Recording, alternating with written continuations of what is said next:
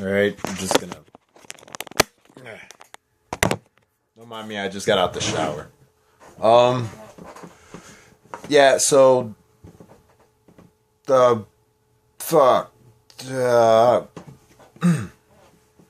Sorry. Basically, I'm doing a video because I've been going to a local spot not too far from where I live. Don't mind me, I'm looking for a shirt. I've been going to this local spot and I've been playing Bujins, like testing them out and stuff and various different versions of them. And I think I finally found a build that works to my playstyle. I mean, I've always played more control than anything else, so it's something I'm familiar with it, but I like more like gladiator beast control, like things that do a lot of things. Bujins are interesting because I love the fact that they all revolve around damage step, like damage calculation, because there's very little that you can actually do in response to that. Like during the actual battle calculation, there's a lot of little tricks that you can use. You also use lances. Like I run like 3 lances and 2 dresses, Horn of the Phantom Beast, the Crane, the Honest, you know. And yesterday I went in last night to a local. My local. It was only like 4 rounds and then a top 4 cut. It was really small. And I actually went 3-1 before losing in the finals in the top 4. I went undefeated and I played a dragon player, E-dragon player. He wasn't familiar with Bujin, so he kind of made a misplay and tried to OTK me. And he tried to big eye the Crane, and a lot of people still don't know that Bujin Turtle works for all the Bujins, because that's the big thing. Crane only works for Yamato. Sword Quillin, sword face monster beast that blows things up, he only works with Yamato. Turtle works for all of them. So it's one of those things where you can kind of play around. You just got to play around what your opponent does. So he summoned like Big Eye Drago and Stardust. I let him punch the Crane, and I was able to use the Bujin reincarnation to bring out Susano, and I had Honest in hand, and Honest and a Crane, so it all worked out. I realized something when I got home, that the Crane, because I know a lot of people are gonna start looking. People are gonna start looking into Bujins. They're gonna get more support, and they're gonna get a lot better, but the one thing that people are using right now is Crane, and I think I just wanted to point it out real quick that this is something I realized this morning when I actually looked into it. If anybody can verify this information, it would be greatly appreciated. But from what I've been hearing is Crane only doubles the original attack during damage calculation. Now, when that happens, all other boosts are not applied. So Horn of Phantom Beast does not apply to the boost. Tenki does not apply to the boost. So if Yamato's 19 because of Tenki and you drop Crane, he only becomes 36. He does not become 36 and then gain the 100 because of the damage calculation. I forgot what the exact reasoning was. Oh, because it has to do with the actual damage calculation part of the battle step. This also explains why Susano, like under Black Rose Garden, doubles his attack. Like, it resets the attack. Actually, no, that has more to do with Black Rose Garden and the way that card is, the way the mechanics of that card. But basically what I'm trying to say is, be very careful when you're playing Bujins, and be mindful when you're playing against Bujins. What you want to really pay attention to is everything during the damage step. And there's actually a way that you have to do Honest. You can't drop Crane then drop Honest, because you have to drop the Honest first and then drop the Crane, because it'll add on. Like, Honest will give it its boost and then the Crane will stack on top. If you do it the other way, Honest will come it comes after the damage calculation, because the Crane will boost only during the damage calculation. It'll double the attack, and during that calculation phase, that is when that number comes out. So it's something very important that you guys should look up. You can go ahead and Google. You can look up on Wikias and everything else. Ask your judge. Ask any judges that you might know too. I would say take what I'm telling you for a grain of salt, because I've really been looking into it, because it's very important. because that's how the entire deck works right now. But Crane, since it only works during damage calculation, only doubles the attack, and you get no other boost. Now, with that being said, back to the original topic. So I went to the locals, and I went 3-1. I won my first 3 games. First game was against a TG deck, like a TG stun deck. I grinded game 1. There's a lot of that with Bujins. I grinded game 1. You know, we're going 1-for-1 resources. He's getting TGs because they're getting destroyed. Game 2, my side really kicked in. I'm taking in Gozen match. Key play was he special striker, normal summon Rush Rhino. I flipped Gozen match. So now he had to go into Earth. And he went to Barkion, which, you know, for the most part is a good play, but all my traps had already been activated. Like, he wanted to go for something else, obviously. And then I slowly just grinded it out from there. After that, like, I was able to get over the Barkion and just push for game. Game 2 was against the Chaos Dragon variant. There's a buddy of mine who's playing the deck. I believe he runs like Malicious and Plague Spreaders and stuff like that. Chaos Dragons, any type of Chaos Dragon deck is kind of hard because you only have 3 Cranes and 1 Honest. I kind of can get over things, big monsters because of Lances and Dresses, but I have to get over and do a lot of damage quickly because if it grinds out too much with too much Lightsworn, Mills, and Synchro Summoning, then it just won't end well because I won't be able to get over the monsters. That's something I've been realizing with Bujins. Like, outside your XYZ, Susano, and everything else, I can't get over much anything else. But I went in and grinded it out once again. Game 2, I sided in, once again, Gozen match and Shadow Imprisoning Mirror, because Light Imprisoning would kind of defeat the purpose to me in my deck. I got the Shadow Imprisoning Mirror out, and I was just extremely fortunate that all he had was Darks in his hand, and once he got 1 or 2 lights to actually try and go off, I believe I had Gozen match, and it just, he wasn't really able to do anything, so that one ended there. Game after that, I played another friend of mine, and it was Black Wings. Black Wings, I have to like sit down and play again. I used to play him a lot because when I first came back, that was the deck that I always saw everywhere. Problem was, it's been so long that what was it? Game 2, I sided in Shadow Imprisoning for some weird reason. I completely forgetting. Like, my friends, he and my other friend pointed out, like, you know, Black Wings can play on the skill drain, but I guess my reasoning for it was because some of the newer Black Wings that had come out have certain effects, and I didn't really want them going off, even though I wasn't sure what was going on. Excuse me. But it didn't really matter because, was it game 1 was grinding out 1-for-1s. Kaiser Coliseum really put in a lot of work, you know, forcing him to only have 1 Black Wing out on the field, and having to try to get over Yamato with just Kalutes. And game 2 was just really weird because I had a Yamato, and I had, I believe it was a Dress, Lance, and an MST.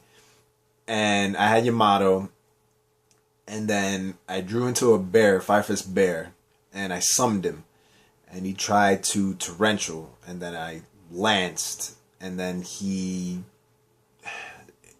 it was a whole tomfoolery of chainables. Basically, he had, I think, 2 Wind Blast or something, and the entire field got wiped out. We both lost everything. And he only had 1 card in hand. He either had 1 card in hand or he drew into a card, and I had 2 cards in hand already. So I was still at the advantage because I had at least 2 in hand. But it was just a really nasty orgy of destruction, that he was right. Like, he had to do all this stuff. I mean, yeah, he knows the deck better than I do. I think it was because I did chain an MST in there to try to blow something up just for the hell of it. And yeah, you know, so game 2, that game ended rather quickly because of everything else. Next deck that I played against was the E-Dragon player that I mentioned earlier. I didn't play E-Dragons. I mean, you guys seen the videos before. I wasn't around for E-Dragons and spellbooks, so I kind of get the idea, and I really appreciated playing against them because I learned a lot more. E-Dragons with Dragons Ravine and the synchro summoning and stuff like that. Like I mentioned, game one, he kind of made a misplay where he tried to OTK me and he tried to get my Crane, but Turtle negated that, and then I brought out Susano with Honest in hand and Crane. Game two, he drew horrible, but I couldn't amass enough damage to push for game. Like, he had 1-for-1s and he was pitching for Ravine and whatnot. Things like Regeki Break and stuff. I was trying to push and push and push, but he eventually just got 1 or 2 dragons and just started going off. And then he was actually running debunks. He's probably the only person I've seen running debunks, and I don't know why more people aren't running debunks, because it hits cards drop from the hand. Card effects that activate in the hand are in the grave, and it removes them from play. Like, people don't understand, cards like that is cards like Kalut, but also cards like Mizuki, Plague Spreader, and it's a speed spell 3. So game 2 he only sided 1 and he drew into the 1, and then game 3 he just sided 3, and I made a misplay where he had Skill Drain out. I had Susano. I should have activated the effect just to detach the turtle, to force a negation out. No, to detach. I believe it was Turtle or Quillen, but I knew I could force a negation out so that he would have to still deal with the Crane that was in my hand. But I think I looked at like the next 2 cards and it was like, no, it wasn't really gonna help out anyway. But still, it's one of those things where me coming back into the game again after a year, it's one of those growing pains that I'm still having. So I was 3-1, but I ended up topping anyway. I had to play the Blackwing player again, and I guess I made a misplay in side decking, because to me Bujins are really, really good when you side deck.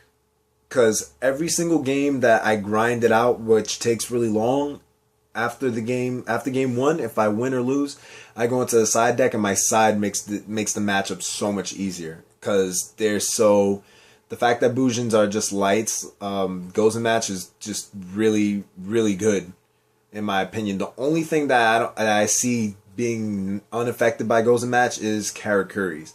But everything else wants to either overlay or synchro summon into something bigger than 36 is what Yamato can become.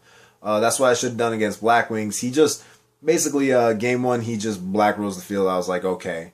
And then game 2, I started off and I put down a Kaiser and a Yamato, and I was like, alright, fine. He can only summon 1 Black Ring, but he was playing Lightning Vortex, and then he Black Rose the field anyway. I was like, oh, well, that happened. It was a risk that I took, and I just had to take it. And I didn't have Starlight Road. Some things I'm thinking about just changing up. I'm going to keep Shadow Imprisoning for maybe Gravekeepers if I run into them. I don't know any other decks that are dark. I mean, it doesn't really work against Blackwings. Goes in match is really good because I can go into lights. Bujins can go into other lights that are good that help them, XYZs and whatnot. Other decks, if it's a mishmash deck, like let's say 6 Sams, now they can only have 1 attribute out on the field. If it's any other deck, like let's say TGs where they're all Earth, but they want to synchro summon, now they have to synchro summon into an Earth, and that might not be the optimum play. Or for example, Blackwings, which was a Black Rose Dragon. If I would have actually thought to side in goes in matches, I would have flipped it up, and he would have to go into level 7 Dark. But that would still protect my back row. I can deal with a big monster on the field because of the cranes and everything else. What I need, though, is my setup and not get scrubbed out by getting Black Rose like a day 1 player. The other thing I'm thinking about, too, is because dragons can go into Black Rose too, and there seems to be a lot of these 1-for-1s or 2-for-1 cards. The huge revolution is over. Is a card. So everybody thinks Starlight Road. Now, here's my thing. Starlight Road is good. It's always going to be good. Anytime that something's going to blow something up, Starlight Road is the go-to card. Because you flip it, and it says no, and you bring out a Stardust for free, which prevents a second negation, which prevents a second destruction. Sometimes that's not always the best. To me, in my opinion, I'll run a Huge Revolution is over. I would take that in against Black Wings. Anything that can synchro summon into something like Scrap Dragon or Black Rose Dragon, a Huge Revolution is over. Because it's a speed spell 3. I don't get a Stardust, but I remove the monster.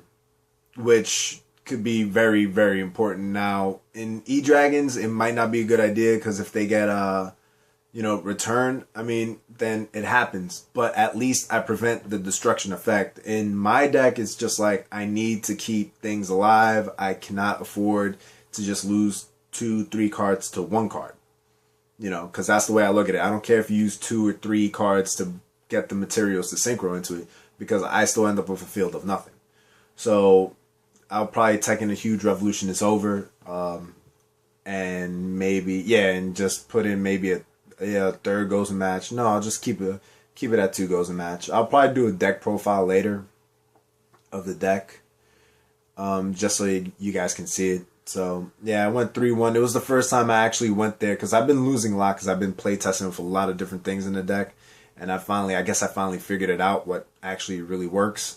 Because even the E-Dragon player, I pushed it to game 3. I didn't really expect to either. I just kind of expected to lose rather quickly. Because I know they could synchro summon and bring out a lot of big monsters, but I was able to do what I had to do. So the only thing I would want to play test against is maybe Mermails and Spellbooks. I mean, I played against a few Spellbook players at the locals over there, but they usually play like The World, which I think is pretty cool. I mean, it blows everything up. So, those are the only 2 decks I would really need like a lot of playtime with. Side note, after everything was said and done, I was kind of reckless, and I sat there and I said, I went to the guy that runs the place, and I was like, let me get $100 worth of Astral Packs. And it was such a bad decision until I just started pulling packs, and I ended up pulling 3 Tenkies. And originally the prize was, I think, something like 20 Astral Packs. So I just basically bought the prize, and I made all the money back. And I still got to keep all that extra stuff too. So there was a high point to the entire tournament, even though, I mean, topping again, because I haven't topped since Fairy Agents. That was the last time I actually was topping at tournaments. Was playing Agents, TG Agents. That's what it was. That was the last time I was actually playing somewhat competitively and topping. So it feels good to actually, do good again and top. And I guess the icing on the cake was spending $100 and then getting the $100 right back, and getting a bunch of free cards anyway. So yeah, 3 LT Tankies. But, like the video, subscribe if you haven't. I'll probably do a deck profile later. I'm just still kind of being lazy. You can obviously tell I'm recording on my freaking phone. But, I mean, because the other thing is, I've been kind of busy with other projects, like this stuff right here. It's Call of Duty, but I would also, I'm going to get Grand Theft Auto 5. I will play online. I want to get Final Fantasy. I don't know when the fuck I'll play it, but I want to get it. And I play Street Fighter, Super Street Fighter 4, Arcade Edition, 2012, blah, blah, blah, Ultra. So, just like the page, subscribe, comment any suggestions or that whole thing with the crane. Let me know what you guys think about that. And, I'll check you guys out later, So definitely come check me out if you haven't. And if you got PSN, then, you could definitely add me and we can play, I guess. I'll record. All right. Thanks for watching, guys. I'll catch you later.